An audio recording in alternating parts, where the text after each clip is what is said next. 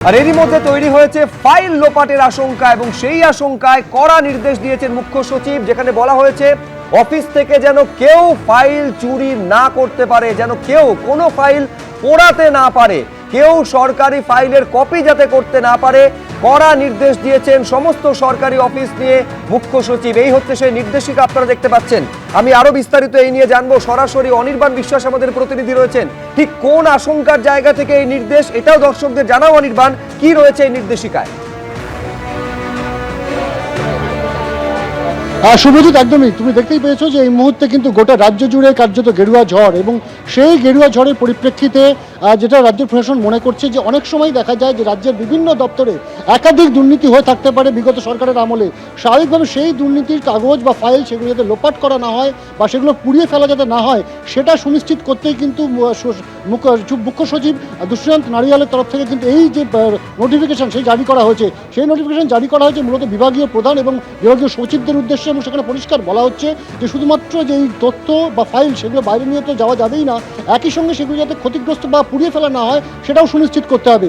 একই সঙ্গে তাদের সেখানে বলা হচ্ছে নোটিফিকেশনে যে কোনো স্ক্যান কপিও যাতে না করা হয়, অর্থাৎ অনেক সময় হতে পারে যে তথ্য লোপাট না করার পরিবর্তে স্ক্যান করে নিয়ে চলে গেল পেনড্রাইভে কেউ।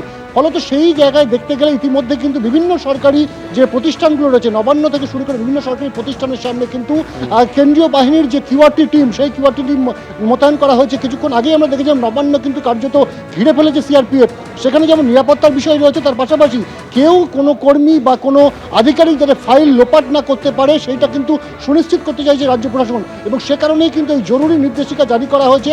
এবং শুধু তাই নয়, এই নির্দেশিকায় বলা হয়েছে যে কোনো দপ্তরের কোনো ফাইল যদি লোপাট করা বা ক্ষতিগ্রস্ত করবার চেষ্টা হয় তাহলে কিন্তু সেই বিভাগীয় প্রধান বা বিভাগীয় সচিবকে তার দায়ভার নিতে হবে, অর্থাৎ অ্যাকাউন্টেবিলিটিও কিন্তু সেট করে দেওয়া হয়েছে নোটিফিকেশনে।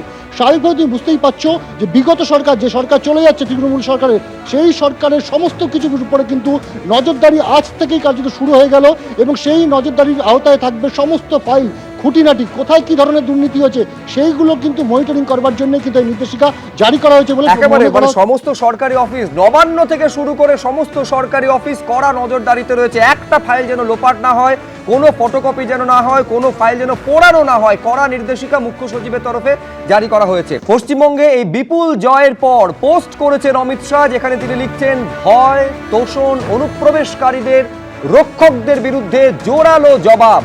বিপুল জয়ের পর পোস্টে লিখছেন কেন্দ্রীয় স্বরাষ্ট্রমন্ত্রী, এটা তৃণমূলের প্রতি ভয় আর মোদী সরকারের প্রতি ভরসার জয়।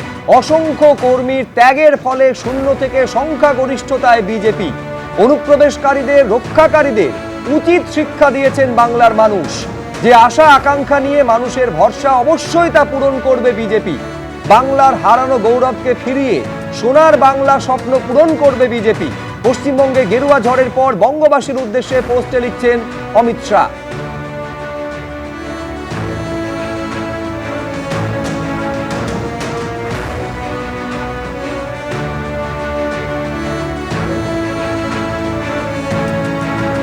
এবিপি আনন্দ, এগিয়ে থাকে, এগিয়ে রাখে।